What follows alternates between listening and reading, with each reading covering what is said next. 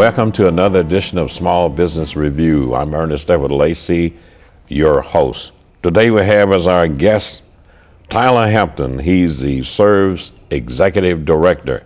Welcome to the show. Thank you, Ernest. Glad to be here. And we also have Troy Allen. He's Director of SRVSIndustries. Welcome to the show. Thank you very much. Happy to be here. Yeah, great.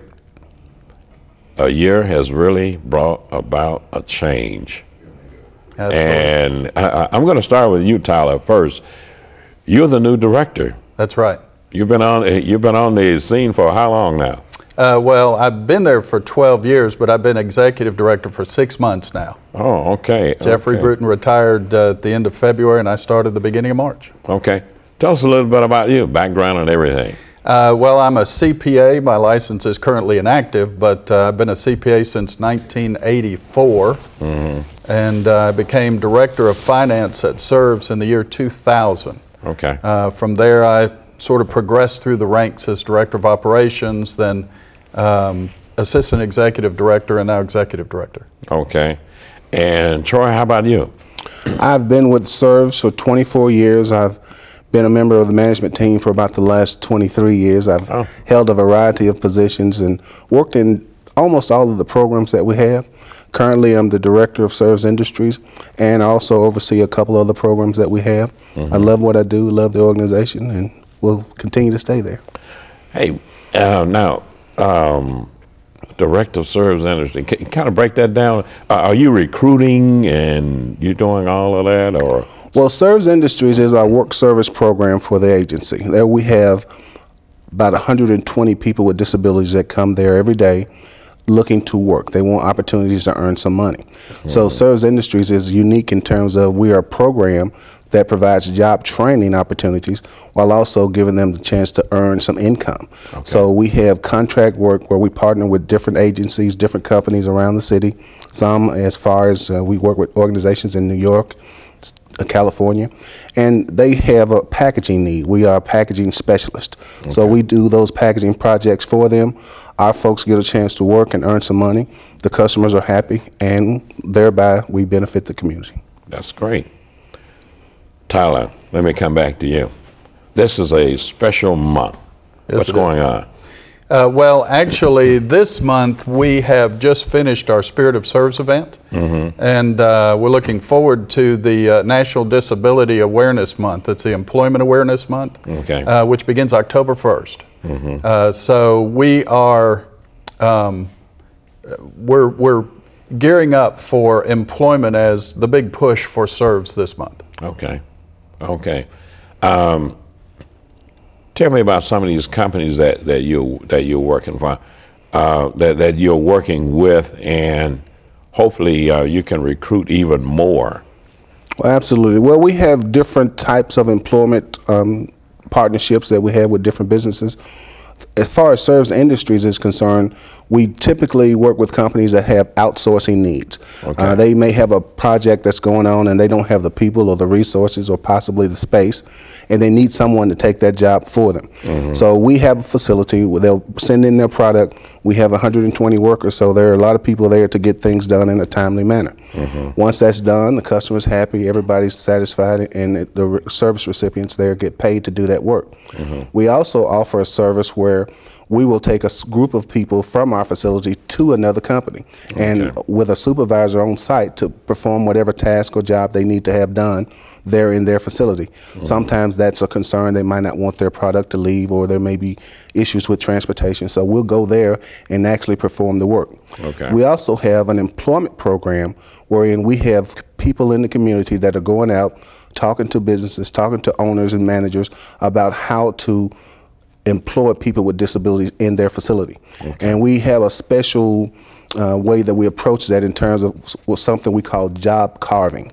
That is that we go in and work with the employer to make them understand that a person with a disability may not be able to do the complete job that you're looking to get done, but there may be certain aspects of that job that they can do, and therefore free up your people to do other things. The example that we use sometimes, if you're cooking a dish, making a pizza, it might need someone who can read those instructions and understands how to put that pizza together.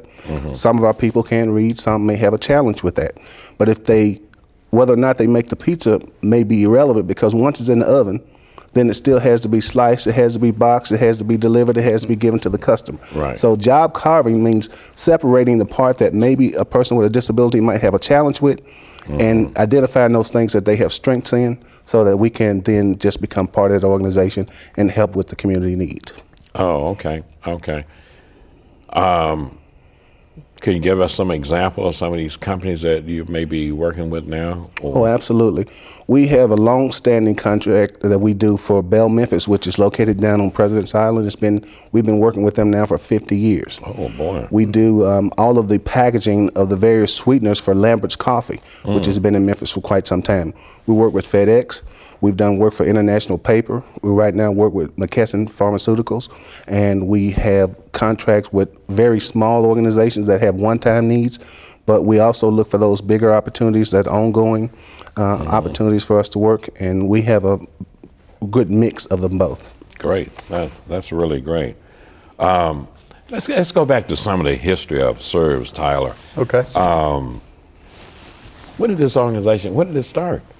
SRVS began in 1962, and actually SRVSIndustries is our oldest business. It began when a group of parents got together and were looking for a secure place for their loved ones to work. So they got together and formed SOS, which is now SRVSIndustries. And then after that, in the 70s, Mark Housing was formed to provide housing for individuals. And then in the 80s, it all merged together to become SRVS. We serve a little over 850 people in a year. And we have a comprehensive array of services that we offer, including SRVSIndustries. Excuse me. Now, I would say in general, if we were looking at SRVS in general, what would you say that SRVS did in general, period? Generally, we provide, our job is to help people thrive. Our job is to help people live a fulfilled life, and to look for ways that we can do that in their homes, in their jobs, in their day, whatever their day is, just help them have a meaningful life. Yeah.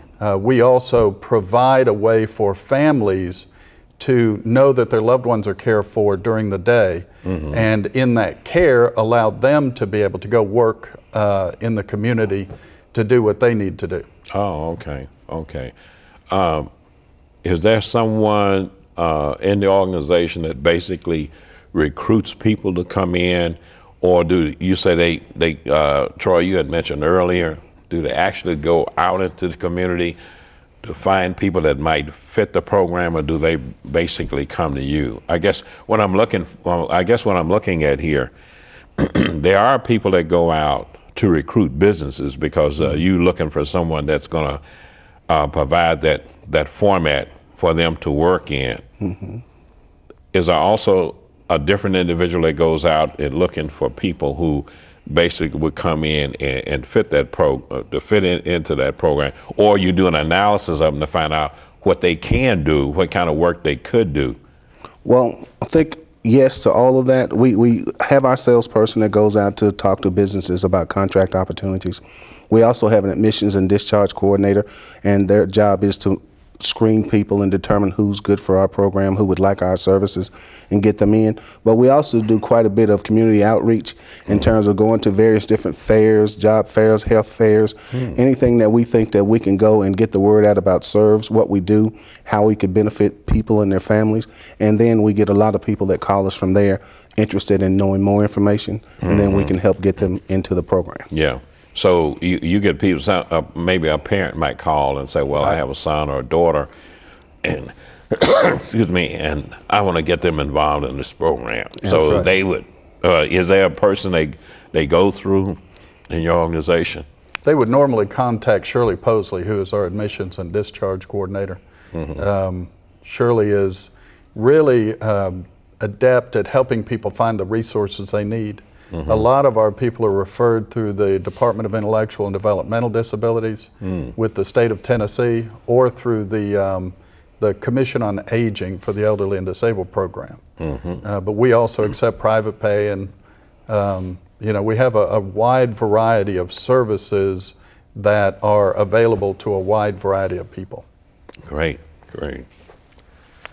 Tell us a little bit about the holiday. What's all going to be involved? And you mean the National yeah, right. Disability Holiday? I'll let Troy handle that one because that's all about employment.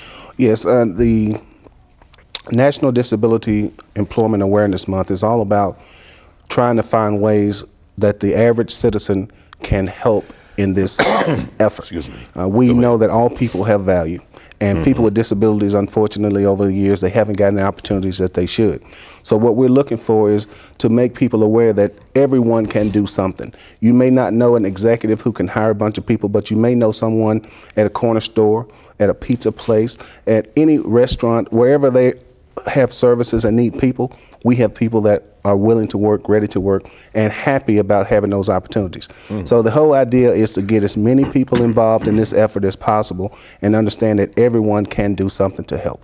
Okay. We do have a wide variety of employment services too, because we offer job coaching and job placement. We work with the Department of Vocational Rehabilitation, take referrals from them to help people assess what kind of jobs they can do, and then try to help place them in jobs that are appropriate to their abilities. Oh, okay, okay. And one of the unique things we do is once we place a person on a job, we have a job coach that goes out with them.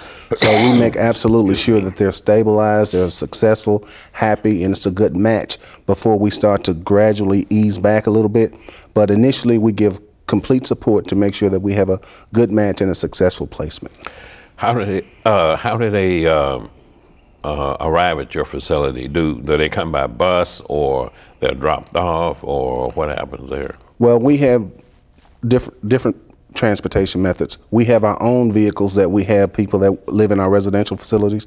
Those vehicles, our own vehicles, bring them to our day program. We also work with the Matter Plus program through Memphis Area Transit Authority. Okay. They go actually to the person's home, pick them up, and bring them to our facility. We pay for that service. And then there are some parents that bring their people in, and some of the more independent folks ride the city bus on their own and come in. But we take a very individualized approach to all those things, so we figure out what really will work for that person, and then we work toward making that happen. You're trying to make sure that they operate independently. As independently as possible. I'm reading between the lines, and that's what it seems like you're doing, That's right. which is great. Absolutely. I mean, which is great, and I'm sure they don't want anybody, holding their hands or anything else. I'm sure they got a lot of pride. Absolutely. And I could just imagine. I know from prior shows that I could tell with the people who have come here from SRVS that this is the case. Now, you got a brand new building. Yes, we do.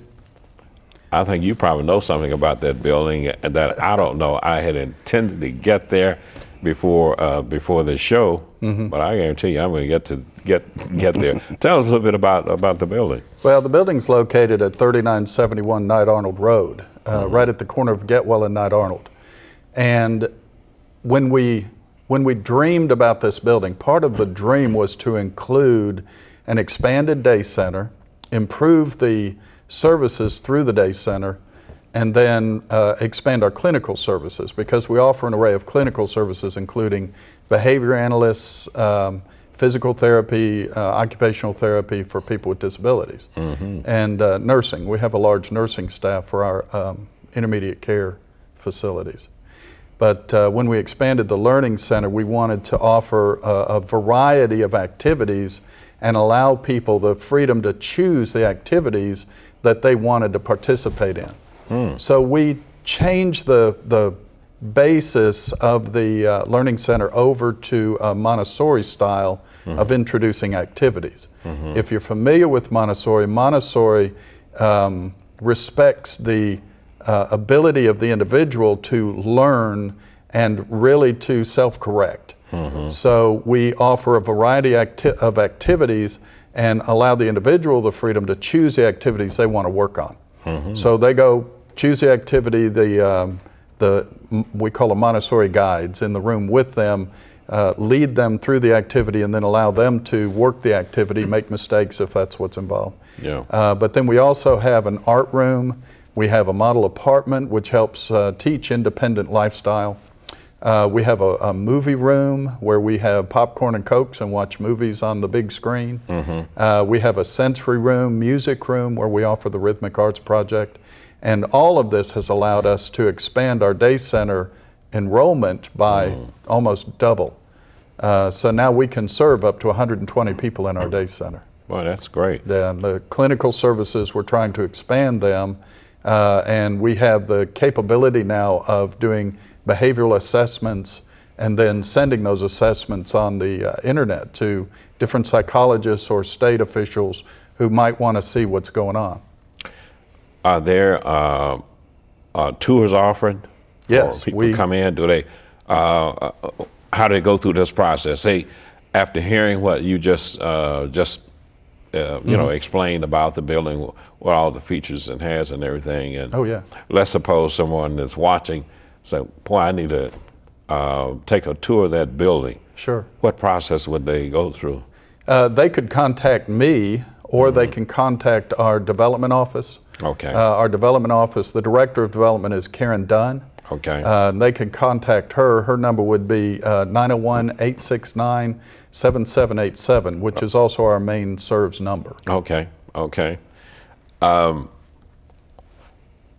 Employment has been a problem. What do you see, Troy, that's happening now that's encouraging to you? Anything out there that's happening that's encouraging to you, both from participants and also company-wise? Well, what are you seeing as opposed to, say, a year ago? Right. Well, I think the most significant change that I see is that at the state level, governmental level, they are starting to really bring employment to the forefront, and there have been some programs and initiatives set up so that employment for people with disabilities is a priority now. Oh. It was not always that case. So we're seeing that even the state of Tennessee is now adopting some measures to encourage employment in the community for people with disabilities. SRVS as an agency, we've set a goal of trying to get at least 20% of our people community employment within the next year. So I think the biggest change is that it is now a priority with the higher ups, and it's trickling down, and we're being empowered to go out and really make a difference. Oh, that's great. That's great. So that means employment is, if this unemployment rate drops, that's an encouraging sign for you, because that means that you're going to have more activity in terms of those with disabilities. Absolutely. If I'm reading this correctly. Absolutely. Yeah. From your standpoint, Tyler, what are you seeing? And I'm looking at that big broad picture here. Right. There are a lot of initiatives going on across the nation to move people with disabilities into competitive employment. Yeah. And by competitive employment, that means head-to-head with people without disabilities in the workforce. There is a lot of push towards accommodating people with disabilities, to helping with assistive technologies, and a lot of the technologies that are developed are being developed today actually help with that. So, you know, the push in Tennessee is in response to this national awareness and national push by the federal government to find people jobs, including people, and even stressing people with disabilities. Yeah. You know, a lot of times when we hear these the unemployment statistics, do they really include the people with disability in those numbers, or do you know whether or not they do or not? My understanding is that in a lot of cases, the unemployment numbers only reflect people that are seeking employment. So if you're not seeking employment, you may not be considered in the number of people that are actually unemployed. Yeah. So people with disabilities, if their families have not really had the opportunity to go out and try to find employment opportunities, and they haven't been asked those questions, then my guess would be that they're not included in those statistics. Yeah. And they basically should be. Should Right. be. Yeah. But you're right there, Troy, because if you do not go out and apply or unemployment office or something like that, you would not be included. Now, a question: are we seeing an increasing need for SRVs? And what I'm saying, are we seeing an increasing number of people with disability?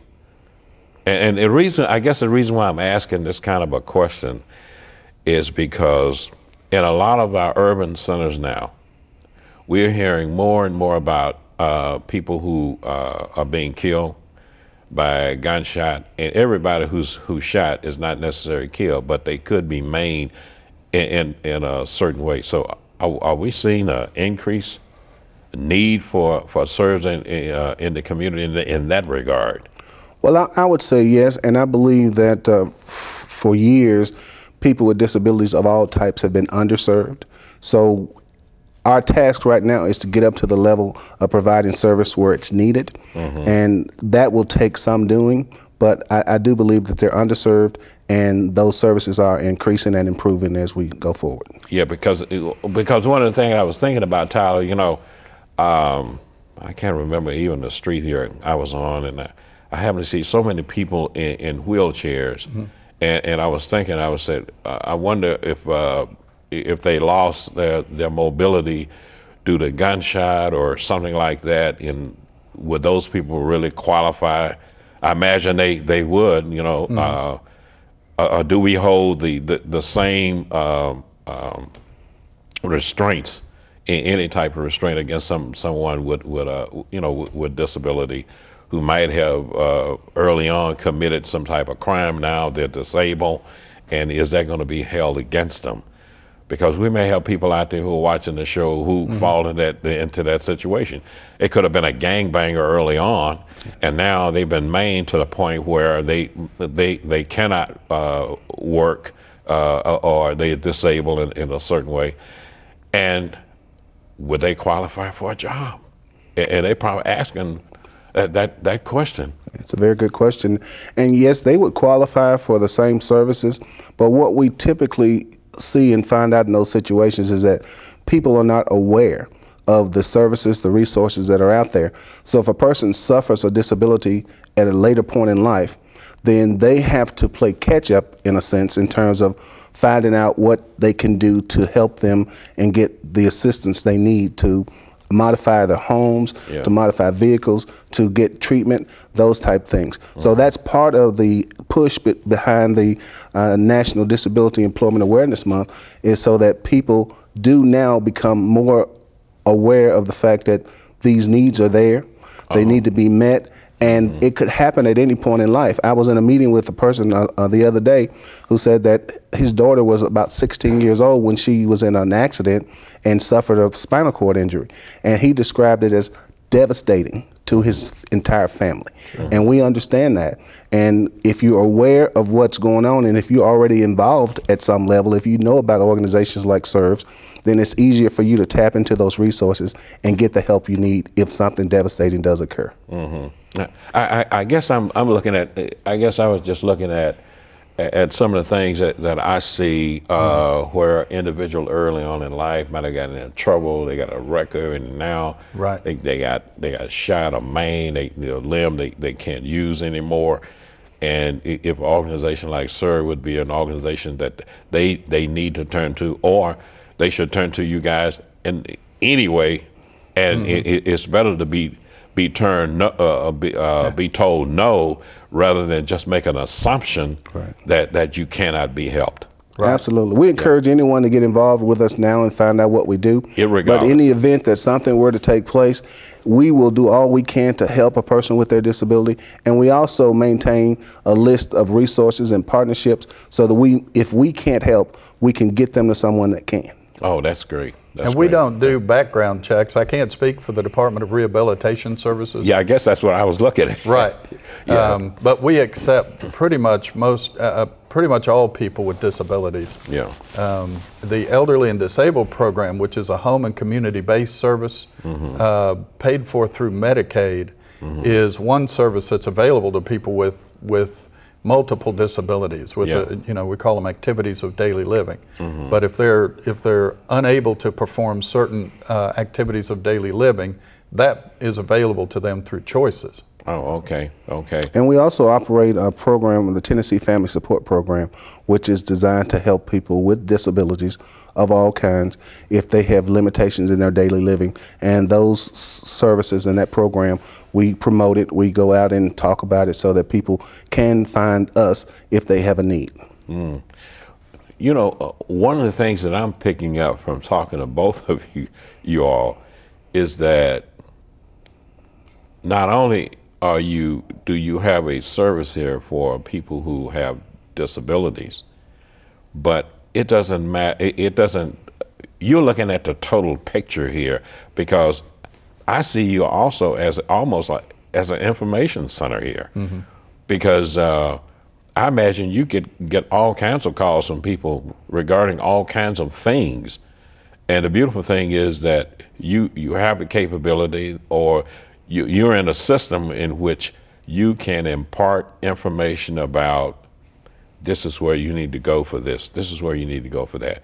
Because so many times people can call on the phone and they're looking for certain things and they just get passed on, oh, I'm sorry, we don't do that. And then the phone goes click. Right. But that's not what you guys do. Not at all. We normally try to plug people in when they call us. Yeah. But we'll work with the Aging Commission, work with the Center for Independent Living, work with the different resources that are out there to try to find help for people. Yeah, that's what I'm saying, because people are calling, they may pick up the telephone and call, well, I'm gonna call service. And it might be something that you're not directly involved in, but you know who is directly involved. That's the reason why I say you basically are information center. What can we look to see in the next year? What's new on the horizon? What's on the back burner that you're not talking about right now? Because we got it in the laboratory, but we're not coming out with it right now. Anything? Well, I would say regarding employment, you'll see more feet on the streets, if you will. Oh, okay. We're going to make sure that we make every effort to reach out and partner with local businesses, anyone that can help people with disabilities, anyone that we can provide a service to. And by building those partnerships and friendships, we feel that it will benefit our people and get more of them employed. Right. And we have made a commitment to the Commissioner of the Department of Intellectual and Developmental Disabilities to work harder on employment, to work more closely with them on employment, because that is one of their strong initiatives. Yeah. And we work with the Department of Rehab Services, so we've even opened an office in our facility for a counselor. Okay.